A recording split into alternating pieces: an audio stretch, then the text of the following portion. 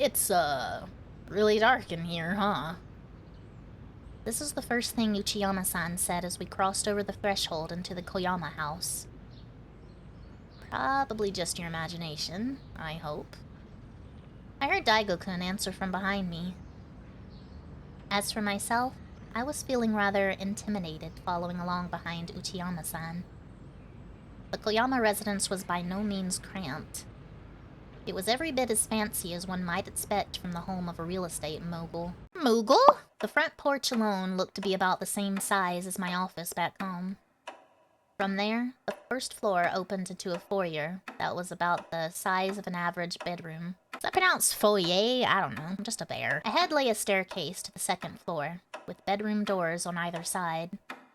The hallway was caked in a thin layer of dust. Per Mitsue-san's request, we paused to change out of our shoes and into the provided guest slippers. She had said the layout of the house was fairly straightforward, but there was no telling how accurate that was until we saw it for ourselves. Now then, where to first? I imagine we'll have to search the whole house, so we may as well split up. No! No! Why is it that every time some characters like this in a video game get in situations like that, their first thought is, let's split up? Split up? Sounds like a bad... Thank you! Finally! Someone in one of these things with a brain! Uchiyama-san seemed fairly casual about it, but I shook my head. Daigo-kun reached out and gently took my hand. How about this? I'll stay with Kai-san, and you're free to explore on your own and get eaten by the ghost, because fuck that, I'm not doing that. Wasn't he scared at the prospect of being all alone in here? And yet Uchiyama-san nodded without hesitation. Sure, works for me. Now, how shall we divide the house? According to Mitsue-san, master bedroom and study are up on the second floor, though there's no guarantee he hid it up there. Uchiyama-san looked up at the ceiling and murmured pensively. I'm told he was awfully scared of his wife. He might have put a bit more effort into hiding it. It's on the first floor. Living room, office. Living room, dining room, office, and the bathroom, I think. Of those, I'd say the office might be our best bet. I promptly shook my head. That's the sort of room his wife would tidy up. Too risky to hide anything there. You could say the same for anywhere in this house. Okay, how about me and Kai-san take the second floor, and you take the first floor. The room upstairs are probably big enough to warrant a two-person search anyway.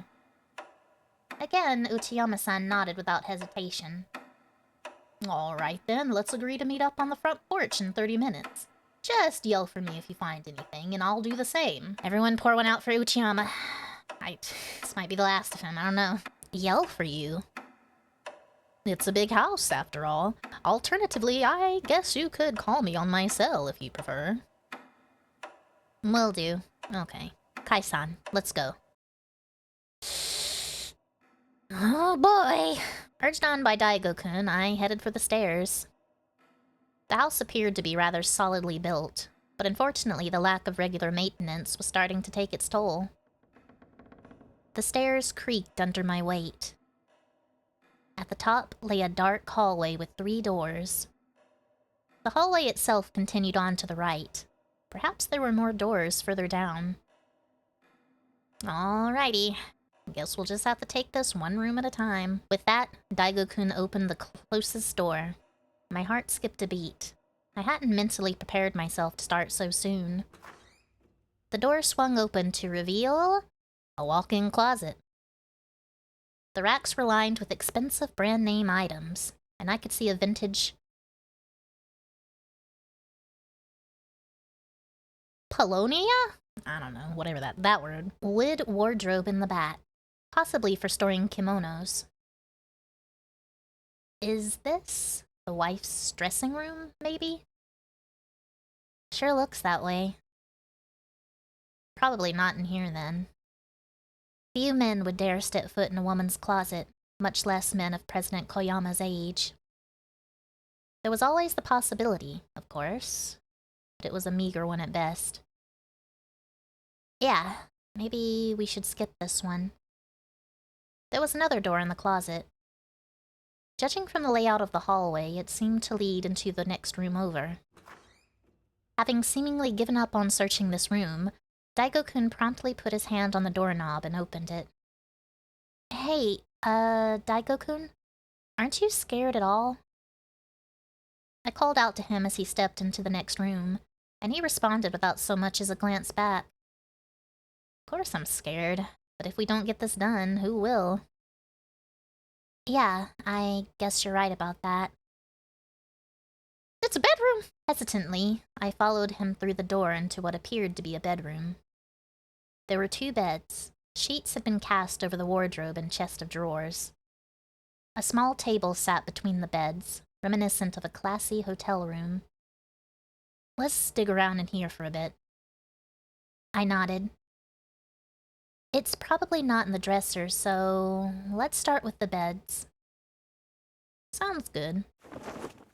The room was furnished rather plainly. The beds and table were the only decent hiding spots I could see. As for the wardrobe, well, chances were he wouldn't have hidden it in any spot that the wife was likely to interact with. Find anything? Nothing yet. Me neither. The plain furnishings helped speed our search right along. Our time was limited, so we opened the door to the hallway and left the room.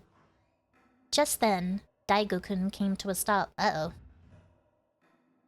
What's wrong? It's just...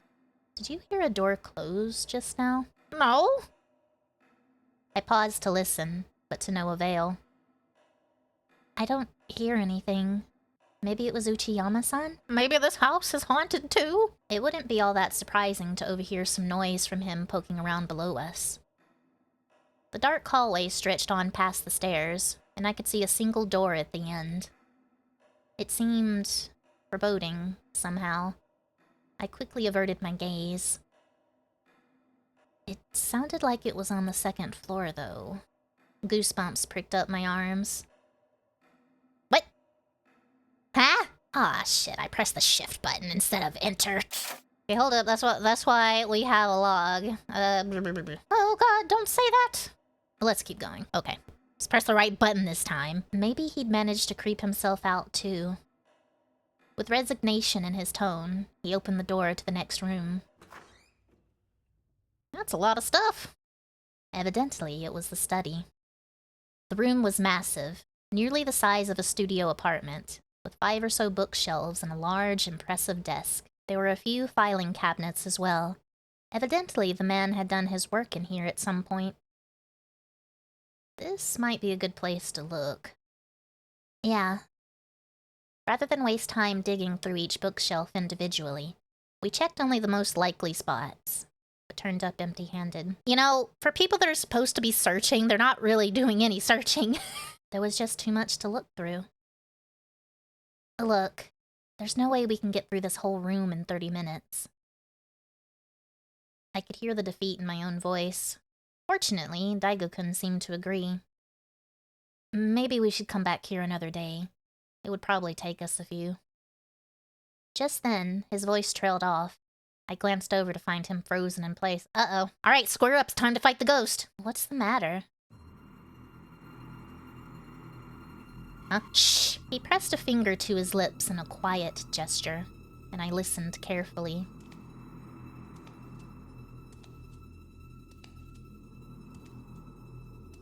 How do you know someone's not living in this house, though? What is that? Creak clonk. I heard him suck in a breath. Dimly, I remembered the fear in Mitsune-san's eyes. Mitsune? What did I say? Mitsue. Kinda just sounds like someone walking. How do we know it's not Uchiyama? The footsteps and door sounds were drawing closer. Before I knew it, I was clutching Daigo-kun's shirt. I drew myself close to him, careful not to make a sound.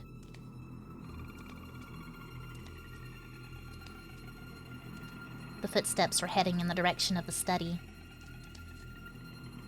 Then they came to a stop just outside the door. Daigo-kun! Quiet! The door slowly opened. Find anything? See? It's probably just Uchiyama! He didn't die, that was great for him. And there stood Uchiyama-san, looking as unruffled as ever. Uchiyama-san. You scared us half to death. We both clutched at our chest and heaved loud sighs of relief. Meanwhile, Uchiyama-san stared blankly at us. Why are you guys looking at me like that? Oh, I didn't think that was you. I felt the tension drain from Daigo-kun's shoulders. Meanwhile, I wiped the sweat from my brow. What? Did you think it was a ghost or something? Don't be silly. Grinning wryly, Uchiyama-san stepped into the room. Strange. I could have sworn I saw a shadow behind him. I rubbed my eyes. What's wrong, Kai-san? Huh? Oh, no, it's nothing. On second glance, there was no shadow to be found. Maybe it was just the door. I called out to Uchiyama-san. Did you find anything? Nope, no dice. I even checked the cupboards over the closets. And everything. I noticed a web caught in his hair. I plucked it off for him, and he inclined his head in thanks. Then I saw a spider crawling on his head and sweeped it off for him as well. Any luck up there? I sighed. They didn't even really search. Nothing yet. We were just looking through the study, but, well... I gestured around at the furnishings, and he nodded in understanding. Yeah, searching the whole room would definitely take some effort. I think maybe we should try again another day. 30 minutes just isn't enough time. Uchiyama-san frowned. Well, I already called and told them I'd be late to the vigil, so I think we're good on time. Let's just do a preliminary sweep for now. You haven't seen the back room yet, have you? Evidently, he was referring to whatever lay beyond the door at the end of the hall. Nope, not yet. We decided to poke around the study first. Daigo-kun shook his head, and Uchiyama-san glanced down the hall. Then let's go check it out. From there, we can prioritize which spots to search first. Neither myself nor Daigo-kun had any arguments. Together, the three of us left the study and headed down the dimly lit corridor to the large door at the end. Man, why is it so dark in here? Haven't these people heard of windows?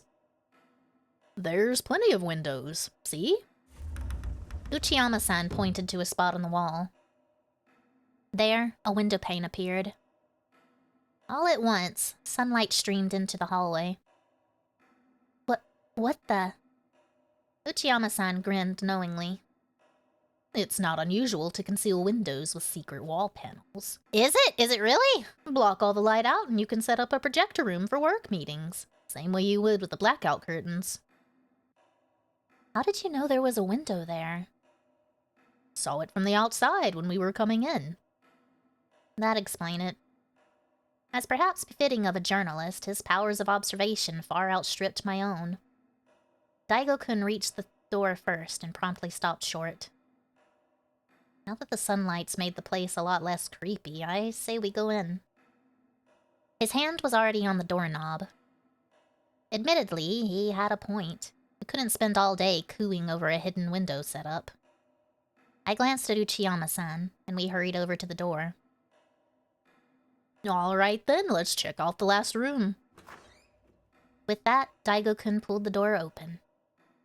Beyond it lay a spacious open area, and there was a body inside. What is this place? Looks like the rec room. As he answered, Daigo-kun walked inside. Uchiyama-san followed him in, and I followed last. The room was easily larger than the study, and almost certainly larger than my entire apartment. I could see a pool table, a dartboard, and a fully stocked home bar with shelves of liquor bottles and glasses lining the walls. Wow. The man certainly had money to burn. I wandered curiously around the room. The flooring was a different color in here. Then I noticed a large stain on the floor behind the pool table. Uh-oh. What was that from? Probably a body. Uchiyama-san walked over to me. He looked at the stain, then up at the ceiling. Ah, this would be where he killed— What? Okay, so I was joking about the body bit, but apparently the game isn't. He killed himself here?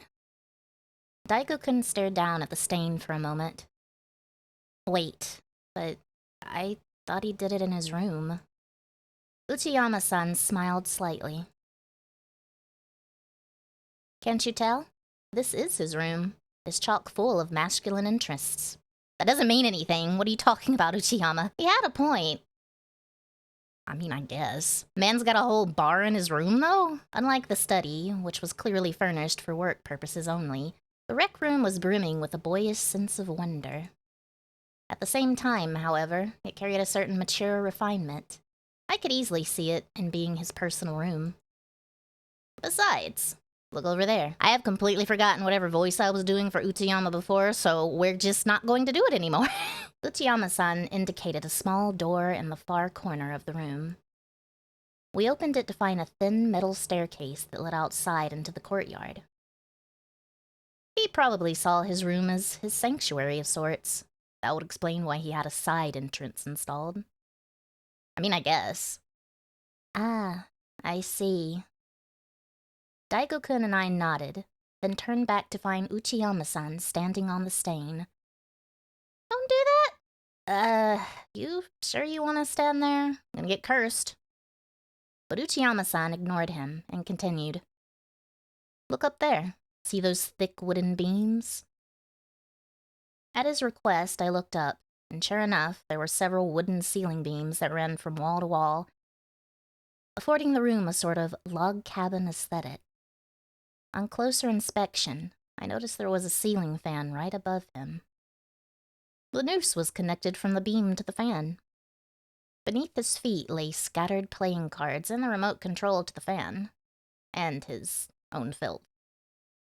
An icy drop of sweat trickled down my spine.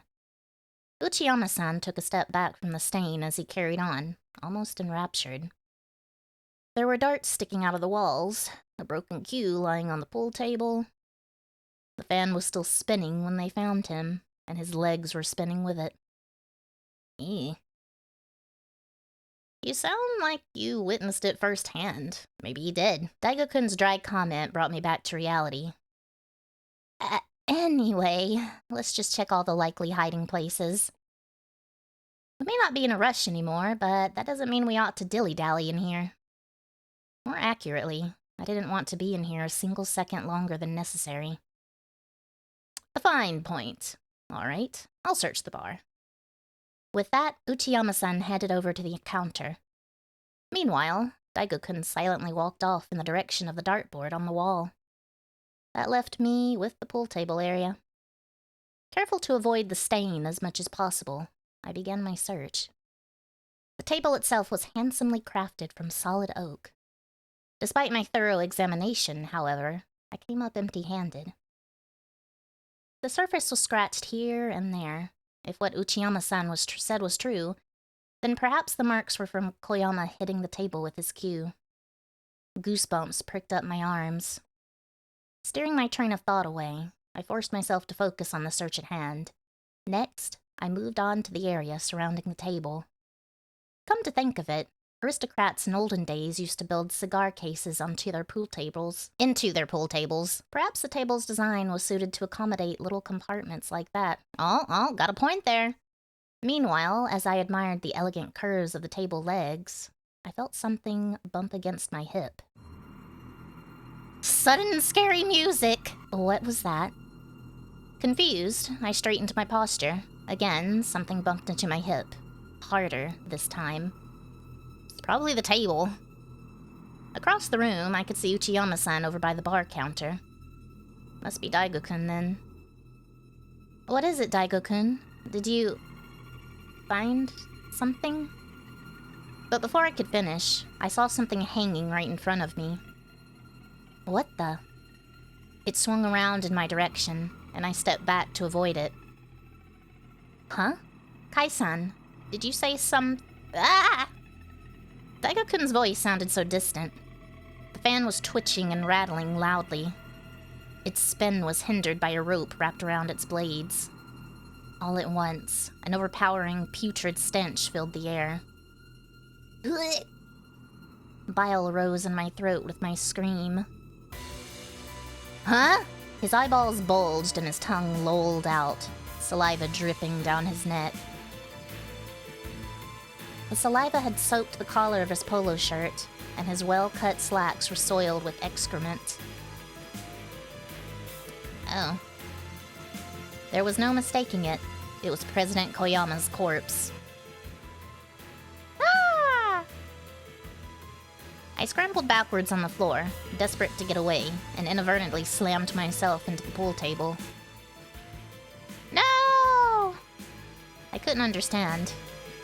How could it be here? Clutching my head, I curled up in the fetal position under the table. Then I heard loud footsteps, and the next thing I knew, the door to the rec room flew open. What's going on? It was... Uchiyama-san. I thought he was at the bar! What? Huh? Uchiyama-san? Wait, what? Daigo-kun's voice shot up an octave in alarm. What's wrong? What happened? The president's body. It was right there. Wait, what the... Daigo-kun whimpered feebly. No way. Kai-san, where did his body go? Timidly, I raised my head. Now that he mentioned it, the smell was gone too. Oh, I bet what happened was that Uchiyama-san we saw before was actually the president, because he seemed to know an awful lot of details. I slowly looked up at the ceiling, but the gruesome corpse was nowhere to be found.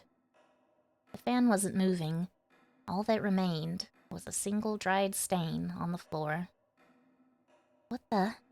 What's going on? Dumbfounded, Daigo-kun and I stared at each other for a moment as Uchiyama-san walked over. I was combing the first floor when I heard a scream, so I came running. You said you saw his body? He sounded a little overly enthusiastic. The two of us blinked back at him. Hold on a minute. Weren't you just checking the bar counter? The bar counter? Me? Uchiyama-san stared back in disbelief, and it didn't seem like an act. If it wasn't you, then who was just with us? Daigo-kun looked over at me. All I could do was shake my head. If it wasn't Uchiyama-san, then who was it that told us all the grisly details of Koyama's death?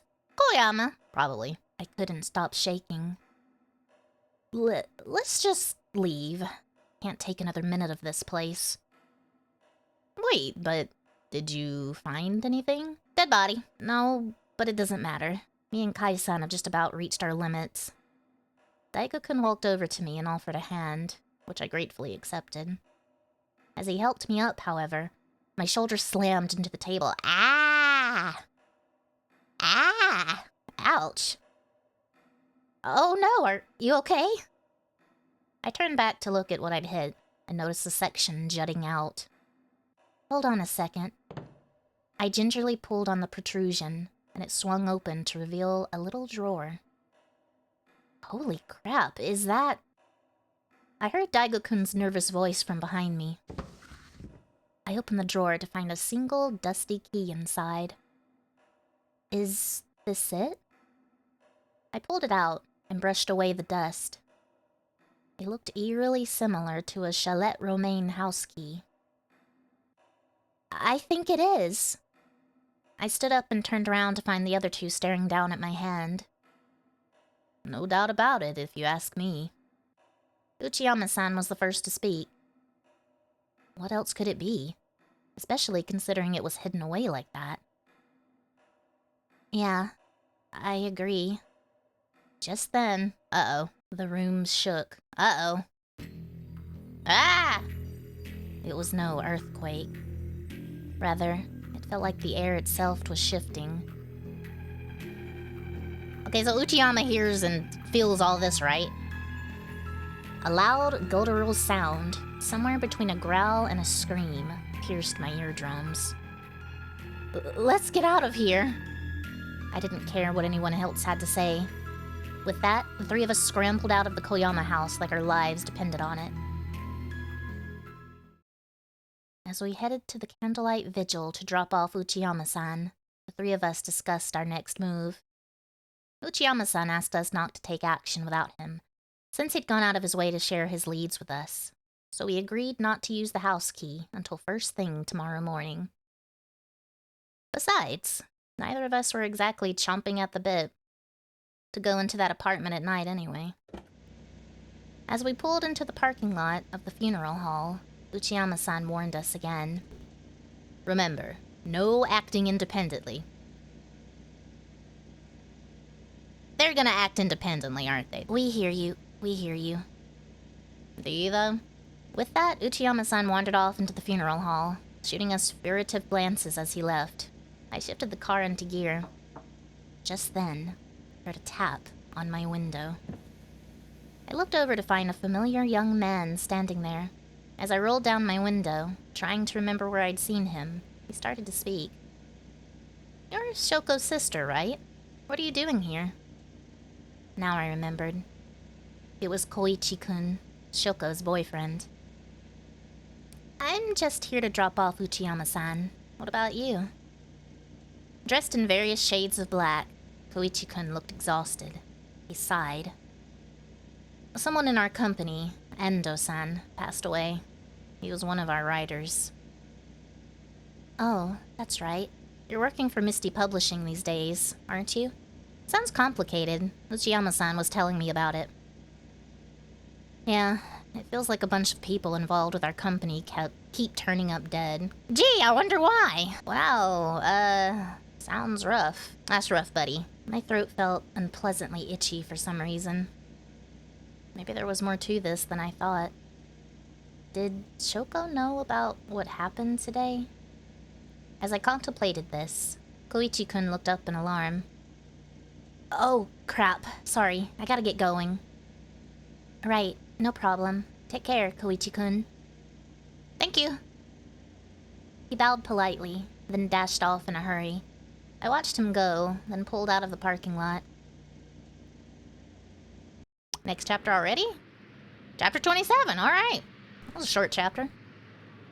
It was already nearly dusk by the time we got home. The dim light of the setting sun afforded the complex a quiet sense of foreboding. Daigo-kun hopped out of the car and heaved a sigh.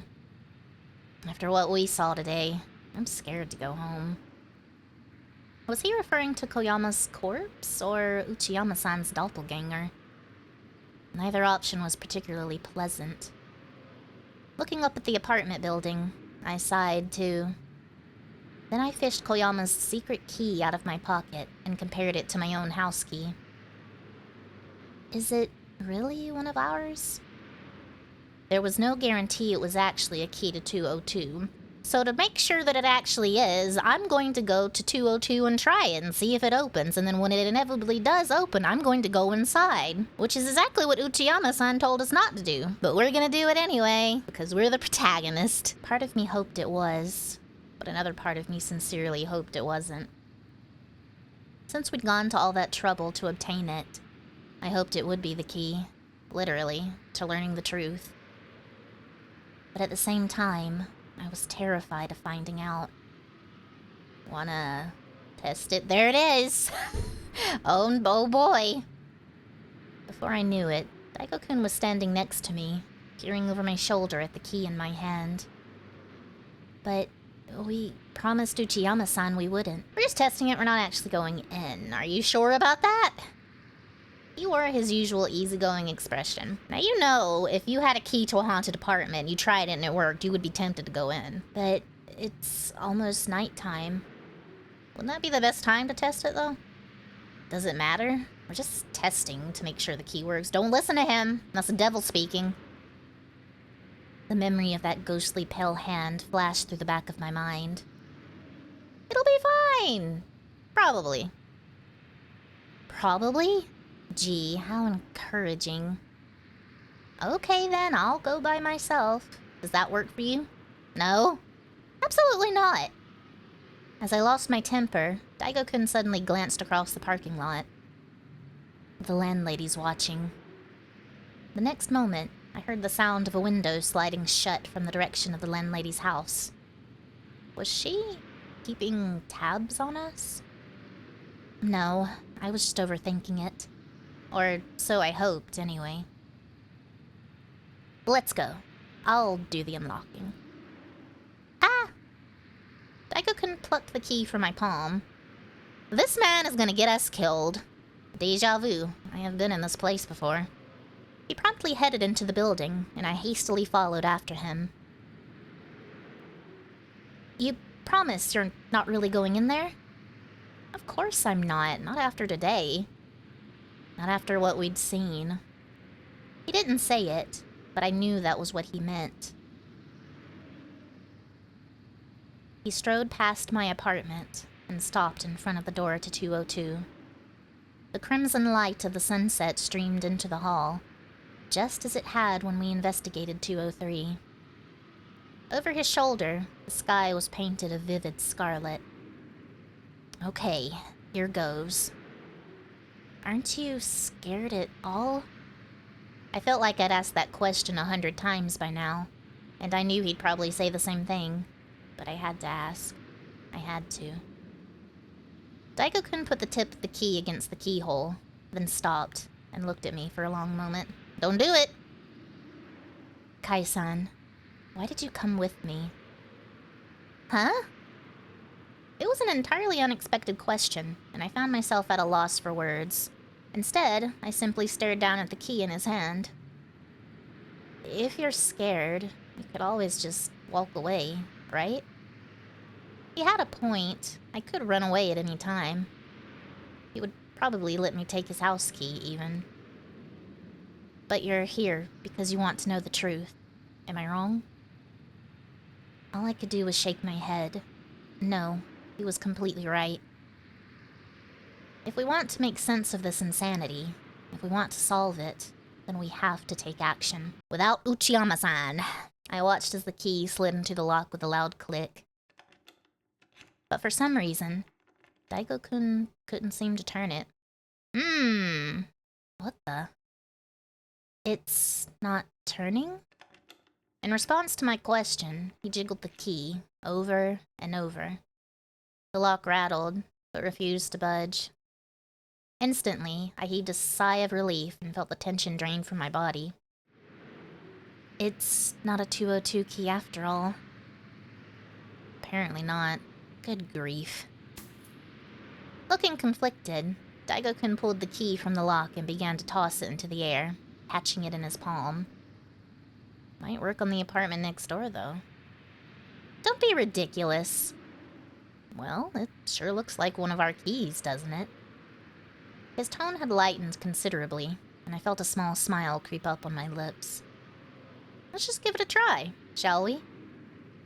Jokingly, he walked over to 203. Uh-oh. Will you cut it out? It's not going to work. Sure enough, the lock rattled in place, and Daigo-kun slumped his shoulders. No dice. Oh, okay. Next, he turned back and walked past me to 201. Wouldn't it be wild if it opens your door? I'm telling you, it's not going to. Chuckling, he inserted the key. Uh-oh. And then the key turned, and the lock clicked open. Oh, okay. How? I dashed over to the door to double-check. Daigo-kun turned the key back and forth, locking and unlocking the door. Had I given him the wrong key by mistake? I dug in my pocket and pulled out my keyring with my house key still attached. The key was for 201. Why? But Daigo-kun didn't respond. Instead, he pulled the key out of the lock, slipped it into his pocket, and walked into my apartment. Daigo-kun? I called out to him, but he didn't stop. He kicked his shoes off the door, then headed into the main room, and I chased after him. Meanwhile, he headed straight for the balcony. Once outside, he crouched down beside the partition wall where I'd previously witnessed that ghostly hand. Hey, Daigo-kun, what is it? Oh, just wanted to check something, that's all. Turns out I was right. Out on the balcony, the twilight was fading into dusk. I moved behind Daigo-kun and watched his hands move. He pressed ever so lightly against the lower half of the wall, and it swung open like a door. Oh! Is that a hidden passage? My fear forgotten, I peered through the opening into 202's balcony. I hadn't noticed the hinges on the bottom half of the partition until just now. Whoa, okay. That actually got me this time. Beep! Out of nowhere, something struck the window, and I let out a shriek. Ah? Kai-san? Daigo-kun immediately peered through the opening with me, and froze.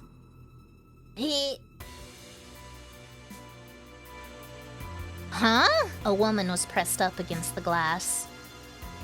I couldn't make out most of her face, but I could see her mouth, twisted into a furious snarl. Her hair was a tousled mess, and she slammed both hands against the pane like she was trying to break it. Ah! Whoa! Okay, but is that a ghost or just a person? Together, we scrambled out of 201 and into the hall. As he moved to close the door, he looked over at 202 and sucked in a breath. What? He began to shake, and I quickly followed his gaze. Ah! Whoa! The door to 202 was open, and long strands of hair were flowing out from inside. Okay, you know what? That is the ghostliest thing that has happened so far. Alright. I couldn't see the woman herself. Just strands of wavy hair, fluttering peacefully in the wind. I got an eyelash in my eye! That was all it took to strike terror into my heart. Daigo-kun. Daigo-kun flinched as I called his name. Just throw the whole apartment building away at this point. Then he grabbed my hand, and together we dashed up the stairs to the 3rd floor without even locking my door. Behind us, we heard the sound of a door closing. What was that? What in God's name was that? But I didn't dare speak until we were safely inside 301. Door locked and chained. Next chapter already. Someone was pounding on the door. I could hear them rattling the doorknob, too. I could hear them screaming something, but couldn't make out what. Their voice was muffled, as though they were underwater. Drawn by the sound, my front door approached me.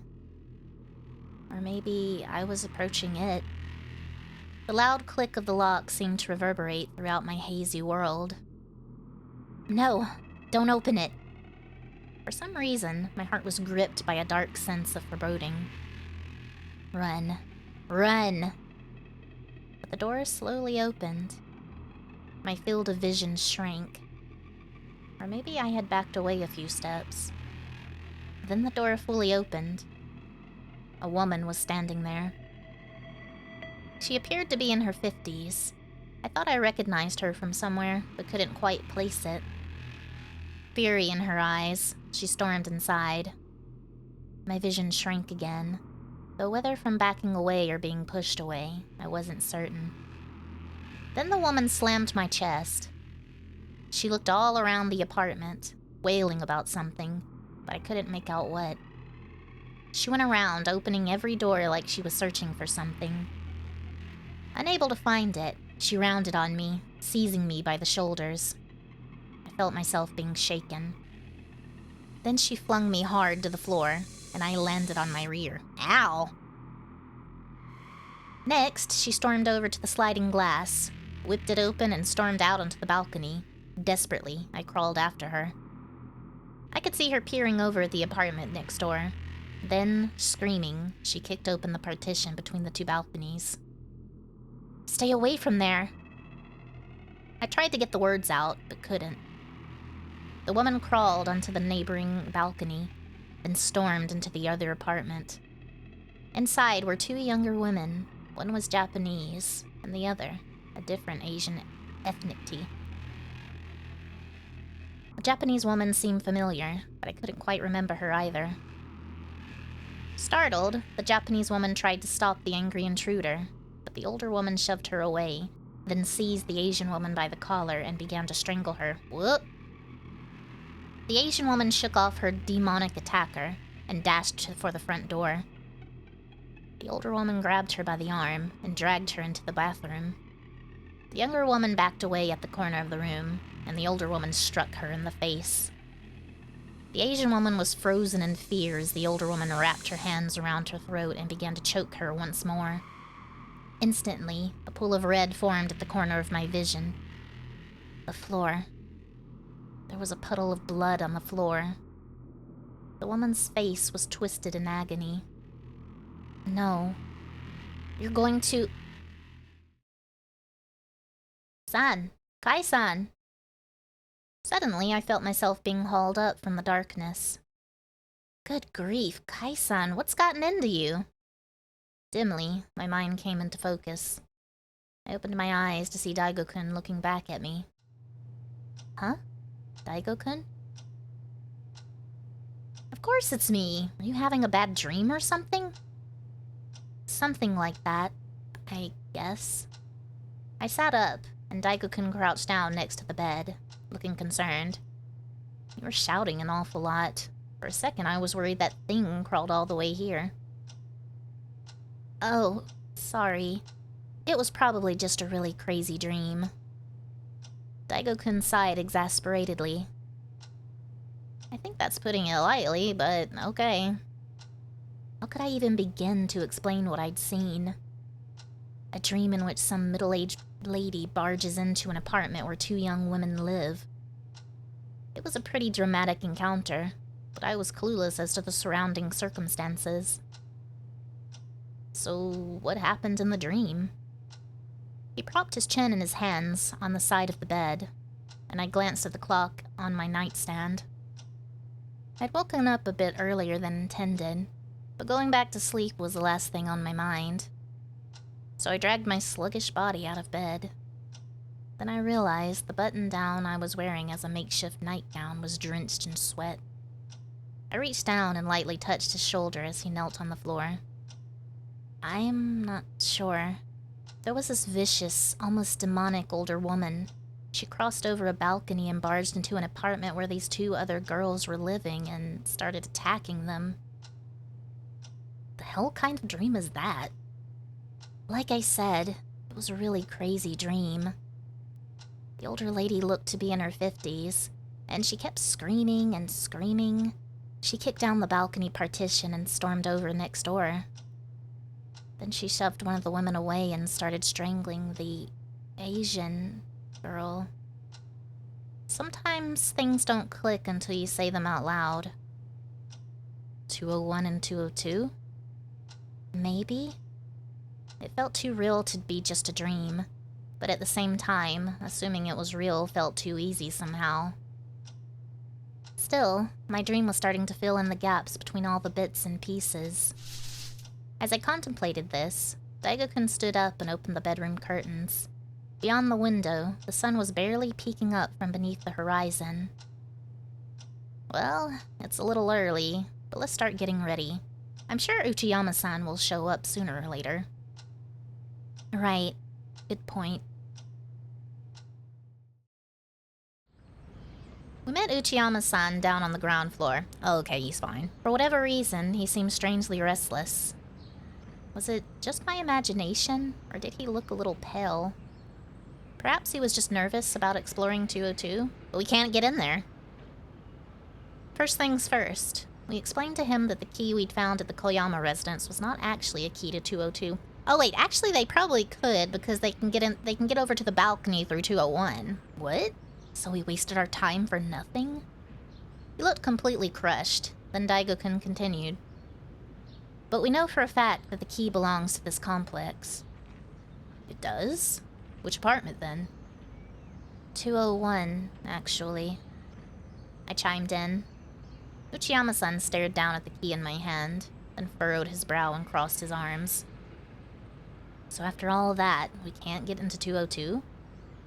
Actually, you'll find that's not necessarily the case. As I spoke, I led them into the building. I took care to climb the staircase quietly, since it was still fairly early in the morning. Then I stopped in front of the door to my apartment, 201. We can get into 202 through here. Follow me. Yesterday, Daigo-kun was in charge, but today it was my turn to lead. Feeling slightly nervous, I quietly unlocked and opened the door. My apartment was still dark. As I hesitated, Daigo-kun stepped in ahead of me, and followed by Uchiyama-san. I hurried after them. Daigo-kun cut across the main room to the balcony, then promptly opened the partition. This is our ticket to 202.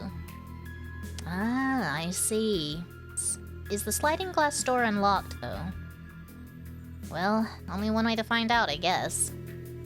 Neither Uchiyama-san nor Daigo-kun looked terribly confident, but I had a strange feeling that it was, in fact, unlocked. Let's just go. Daigo-kun nodded. He was the first to crawl through the partition opening, followed by me, then Uchiyama-san. Once we reached 202's balcony, we could see just how empty the apartment looked inside. Empty and lifeless, like a void. But perhaps that was only natural, considering nobody lived there. Daigo-kun checked the door handle, then looked up. Looks like we're good to go. I knew it. I didn't question how I knew. I just did. The sliding glass door slid open, effortlessly. And then, at last, we set foot inside apartment 202. What if they find a body? Next chapter already? Oh god. Chapter 29. The apartment was utterly empty. That much was to be expected. But it was also eerily cold. We had entered the part of the house that, in my apartment at least, served as the bedroom. The full-length partition door had been left open, and beyond it lay the large, empty dining room. Assuming the layout here was the same as mine, the next room over was the kitchen. Next to the kitchen was the bathroom and toilet, separated by a wall. And then across from the bathroom was another room. After a quick glance around the empty bedroom, we moved to the dining room, and Daigo-kun glanced in the direction of the kitchen. For the time being, let's take this one room at a time. Sounds good. I sure hope we find something. I don't. I blinked. Strange. I thought I saw something swaying behind Uchiyama-san just now. Oh boy. What the... What's wrong, Yuki-san? It's nothing. Naturally, nothing was there. Nothing could have been there. Nothing ought to have been there. After all, no one lived here. Oh, I think someone does live here. I think someone does, in fact, live here. Doesn't look like there's anything here in the dining room. So he claimed, but to me, something felt off. Something wasn't right. Do you see something, Kai-san? I mean, I don't see anything so much as sense it, I guess. I couldn't quite explain it.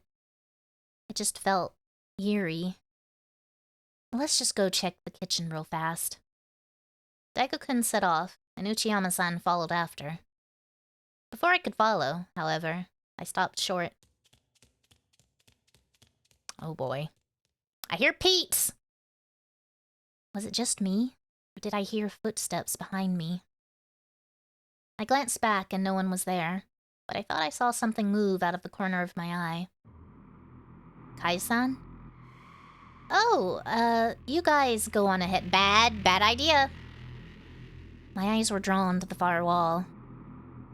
Coincidentally, it was a wall that separated 202 from 201. Something felt off about it. As I pondered it absently, I heard the sounds of various cupboards and drawers being pulled open. Evidently, the two of them had started their search. Honestly, I knew there wasn't much point in searching an empty apartment that nobody lived in. I glanced over and saw Uchiyama-san head into the room across from the bathroom. Then I glanced over at the balcony and saw the open partition door swaying. I couldn't help but think back to the dream I'd had this morning. I remembered climbing through the partition in pursuit of the older woman. But who was I? Thinking back, I recalled I'd reached out to stop her, with a hand much larger than my own. I shaded my eyes and squinted out at the balcony, hoping for a clearer look. Whose point of view was that? I thought back to the older woman, the rage in her eyes, her twisted scowl, her messy hair. Was she someone I knew? But where would I have met her? Where? Well, here we go. Suddenly, I heard footsteps. Those doesn't sound like footsteps, they're very squelchy.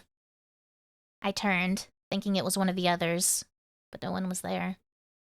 Instead, I felt something brush against my calf. Ah! I looked down at my feet, but didn't see anything. But when I twisted around to get a look at my calf, I noticed a little handprint there. It was like someone had touched my blue jeans with a wet hand. Ah! The same wall that divided 202 and 201. Someone was pounding on it. Surely one of the others had heard me scream, and yet no one came to my aid.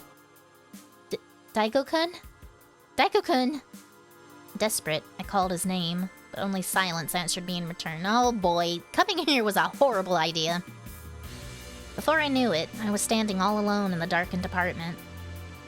But this wasn't any regular darkness. All color had been drained away. The world around me was silent and monochrome. The walls shook. The next instant, I felt something cling to my leg. What do you want? The detergent. I staggered backwards and bumped into the kitchen wall. Instantly, I felt something tighten like a vice grip around my neck. I couldn't breathe. Then, the moment I opened my eyes, a memory flashed through my mind. Pale hospital walls, the smell of medicine, lying beneath white sheets. Koyama-san? The grip around my neck seemed to loosen. I gasped for breath, choking. I knew I'd seen her somewhere before. It was the older woman from my dream. I was right! I didn't realize at first, considering how different she seemed while asleep, but it was undoubtedly Miss Koyama. Wait, then... The younger Japanese woman, was that Yumihara-san from the newspaper articles? Desperate for help, I looked around the room, but then I realized. Finally, I understood exactly what felt off about the room. I shook off the hands clinging to my leg and neck, then crawled over and clung to the wall dividing our apartments. Emina-san, where are you? Emina-san, you're in here, aren't you? She slammed the wall, and I slammed back in response. The next thing I knew, color had returned to the world. The silence was broken. Kai-san? Yuki-san, what's the matter? I heard the two of them rush over. Apparently, I was back. Kai-san, what happened? Why are you crying? I didn't even realize I was until he mentioned it. My tears seeped into the wallpaper. She's... here. There? But that's a wall! I know, but that's where she is. I glanced back at them and silently pointed to the balcony. More specifically, I was pointing to one end of the sliding glass door, right by the adjacent wall. Did her body get shoved into the wall? Holy shit. Uchiyama-san set off to investigate right away, but Daigo-kun paused to think. Hang on, Kai-san, is this wall fairly thick? I gave a small nod. The average person likely wouldn't have noticed a difference until they lived here. In 201, there was about a 1-foot gap between the edge of the sliding glass door and the wall that separated the two apartments. That is to say, there was a foot of empty space in that corner. But in 202, that space was gone. The wall ran right up next to the sliding glass door. That was what felt off to me about the apartment. The wall had felt too close. It all makes sense. The cleaner mentioned something about exposed concrete. Wait, but that means... I think Emina-san is in there. In the space between the walls. If for whatever reason Emina-san was murdered, and her body was hidden in this wall, then that meant Yumiharu-san's death probably wasn't a suicide. I'll call the cops. Wait. Uchiyama-san had started to pull out his cell phone, but I stopped him. Something was still bothering me. Maybe Emina-san was lashing out at other tenants because she was trying to get someone to realize she was there. But it felt like there was more to it than that. Daigo-kun, did you check the bathroom? He nodded. Didn't find anything, though. So, we hear a bunch of slamming, and then we hear a bunch of squelchy noises. There's probably something in the bathroom. I see. Maybe. I couldn't stop thinking about the thing that had dragged itself through my office, which shared a wall of 202's bathroom. I slipped past the two men and headed into the bathroom. With no windows, the bathroom was as dark as night. I could see some lime build up on the faucets, but otherwise nothing of note. Then the dream flashed through my mind again. A puddle of blood on the floor. The blood flowed into the drain. Woman. Affair. Blood. Slowly but surely, the puzzle pieces began to come together. It can't be. Hands shaking, I removed the drain cap. Beneath sat a small mesh drain protector, designed to catch hair and other unwanted blockage. There was a dark lump stuck into the mesh. It was dry and stretched, and unmistakably not a clump of hair. I couldn't say for certain what it was. Not yet, anyway. But I had a theory. What is that? I looked up at him. He seemed a little uneasy. Perhaps this was something only a woman would understand. It was nothing I'd experienced personally, but it wasn't too difficult to wind up at the conclusion that I think Emina-san was pregnant. Oh, God. I heard the two men gasp behind me. In order to preserve the evidence, I put the drain cap back in place and slowly rose to my feet. Let's leave. We need to help them move on to the afterlife. Wait, you mean... Yeah. We'll need to talk to the landlady and finally learn the truth. After that, we left 202 without another word. Somehow, it felt more peaceful in there. Maybe she was relieved we finally found them. Or happy that someone realized she was gone. As we slipped through the balcony partition, I heard a tiny knock on the window behind us. I guess it was a thank you knock. Honestly, I'm not sure where to start. We sat in Inimoto-san's Japanese-style living room. After leaving 202, we cut through 201 to the hallway. There, we conveniently encountered Inamoto-san cleaning the building, so we calmly told her what we'd found. At first, she thought we were threatening to blackmail her. She went white as a sheet and asked us how much money she had to pay us, but we told her we weren't interested. After she heard us out, she told us she wanted to do the right thing, and now here we were. From the beginning, if you would. Uchiyama-san and Daigo-kun sat on either side of me. With permission, Uchiyama-san was taking notes. Daigo-kun and I both knew he had a portable recorder in his jacket pocket, but we chose not to say anything. It's been, what, 5 years? Almost 6 years? Kei-chan, Koyama-san, was my cousin. He was a veteran in the real estate business, And when I decided to build an apartment complex, he helped me every step of the way. So when he came to me asking to rent an apartment, I didn't think much of it. I knew his wife was a jealous woman, but, well, men his age are eager to play the field, you know. Shouldn't do that. She was clearly hoping we'd agree about that, but I couldn't relate. Instead, I simply stared at her, waiting for her to continue. He helped me rent out 202 to a college girl who would come to him for help in finding an apartment.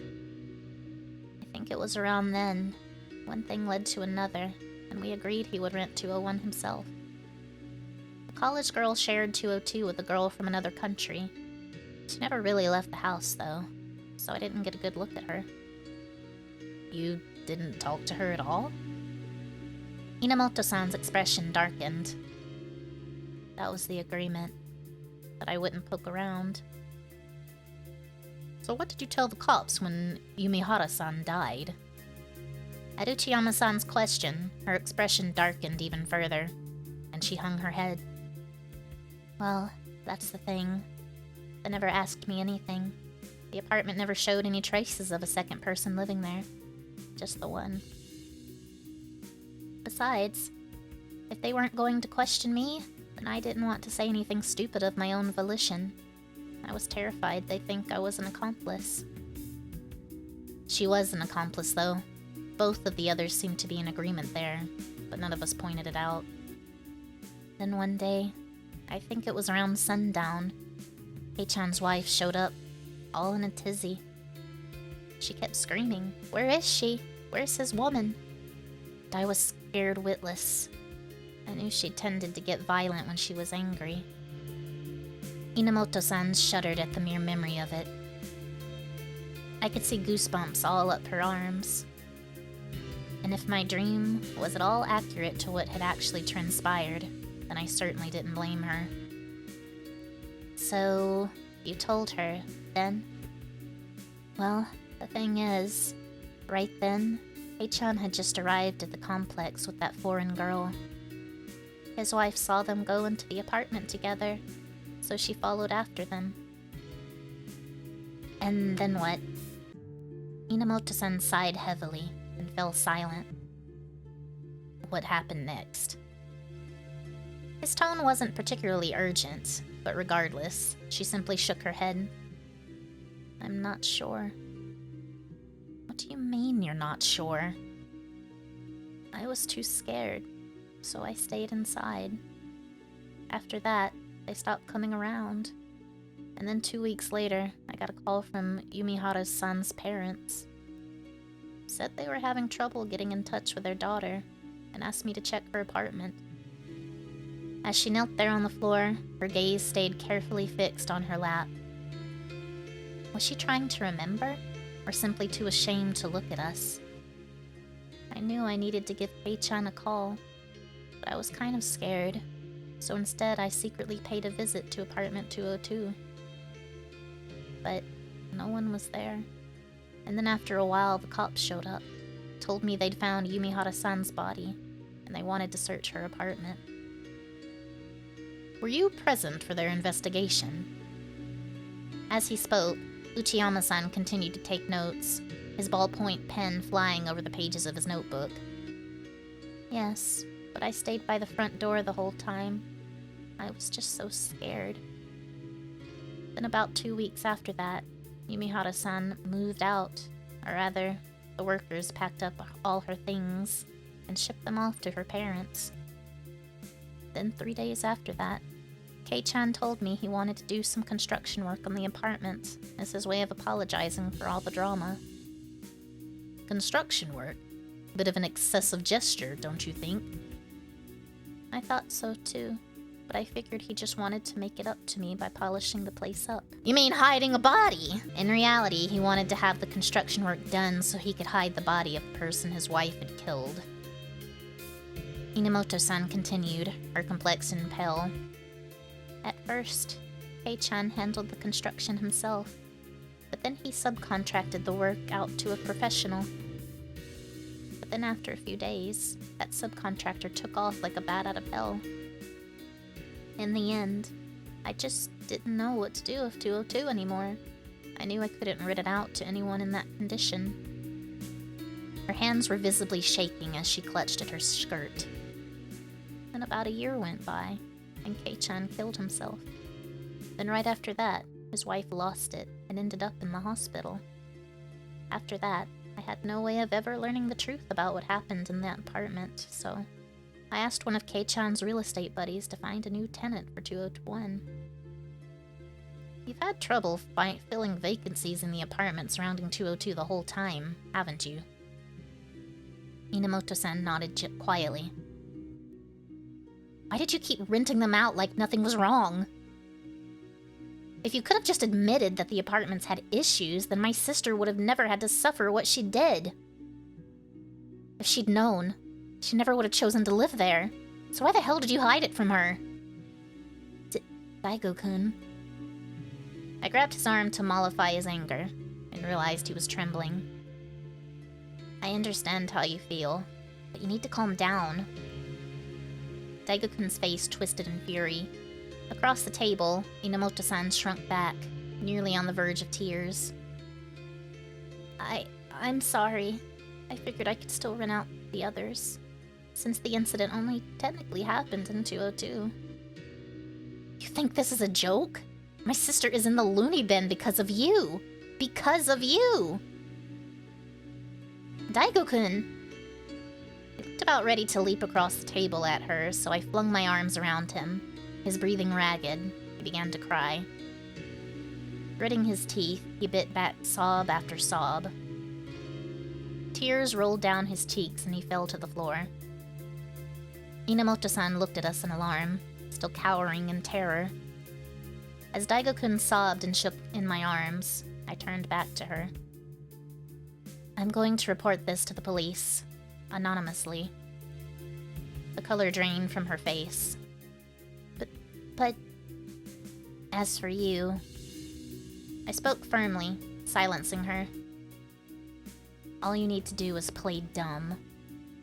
Just say it was all Koyama-san's doing, and that you had no idea about any of it. It's basically the truth, anyway. We need to free Yamana-san from the wall, and get her baby out of the drain, so they can pass on. And in order to do that, we have to turn them in to the police. After all those years you spent turning a blind eye, surely you owe them that much. For a while, Inamoto-san didn't speak. She just stared down at the floor. I couldn't imagine what she must have been thinking.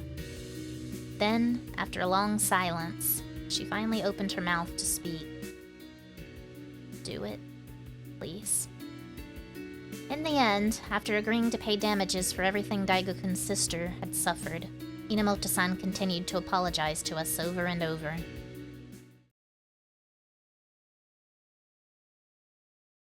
The following week was a total blur. With Meri-san's help, we sent an anonymous tip to the police. We told them we thought maybe a guy had murdered his illicit hostess paramour. The cops investigated 202 straight away, and sure enough, they found a skeletal corpse in the wall. Ah, man, that's fucked up. They then called Inamoto-san in for questioning, but as they couldn't find any proof of her involvement, they had no choice but to let her go. That narrowed the suspects down to Mr. and Mrs. Koyama, but one of them was dead, and the other one was in a coma. Thus, they were unable to charge anyone with murder. As for what happened after that, truth be told, I'm not entirely sure. All I know is, supposedly Mari-san took Emina-san's bones back to the Philippines, along with the fetus from the bathroom drain. Lastly, as for myself... You know, Kai-san, this is just my opinion, but don't you think you should have just moved out? With that wall gone, she basically offered me 2 whole apartments for the price of 1. I couldn't not take her up on it. But somebody literally died in there. It's fine, the curse is gone now anyway. Ah, so she has a bigger apartment now. Chalet Romaine 202 no longer exists. After they tore down the dividing wall, they decided to remodel it as one giant apartment. And I've agreed to live there. Part Partly because I didn't want to have to move everything all over again, but mostly because Inamoto-san said she'd only charge me 1 apartment's worth of rent. I mean, that's a huge deal. You know it's not haunted anymore. And so I ended up with a supersized apartment at a bargain price. Sometime later... Kai-san, can I call dibs on this room? Sure, I don't mind. Guess we'll have to have more cables installed. This one's too short. Ah, I knew it. I figured this might happen. Can't we worry about that later? I decided to let Daigo-kun, or Daigo, move in with me. It was the logical conclusion from both an emotional and economic standpoint. Kai-san, come here for a sec. Coming! Behind me, I heard a small tap on the window. I turned to find the curtains rustling in the early summer breeze. The grieving mother and her child had since passed on.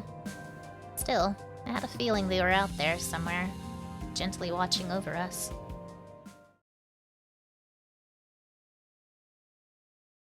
The end. Ah. Alright, that's the end.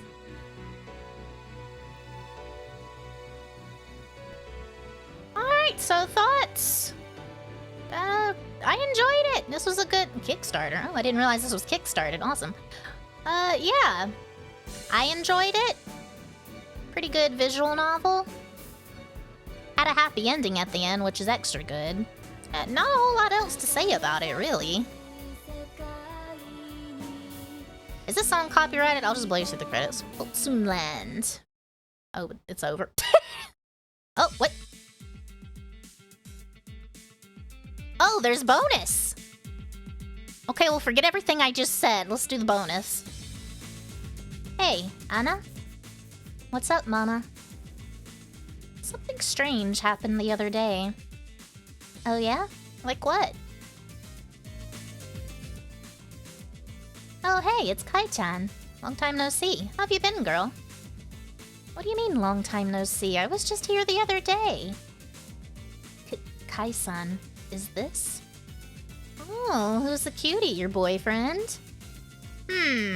What is this? So this is like back when they came here initially. So this is in the past. No, I brought him here as a gift for you. Oh, you're so thoughtful. I'm gonna get you drunk tonight, mister. I'm good, thanks. We drank before we got here. Whoa! That was the day Kai-chan stopped by with Dai-chan, yeah? Well, something's been bothering me ever since. What's up, Buttercup? There was this woman standing outside the bar, watching us the whole time. Oh my god, a stalker? No. I knew I'd seen her around somewhere before, so I've been racking my brains over it. And then I remembered. Yeah? So who was it? Koyama-chan's wife. I thought she was laid up in the hospital. What? Oh my gosh, that's so freaky. Was she watching Kai-chan? Nope, she was looking behind her. At Imina-chan. Oh, Mama. You and your sixth sense. Girl, please. It's not easy being me, you know.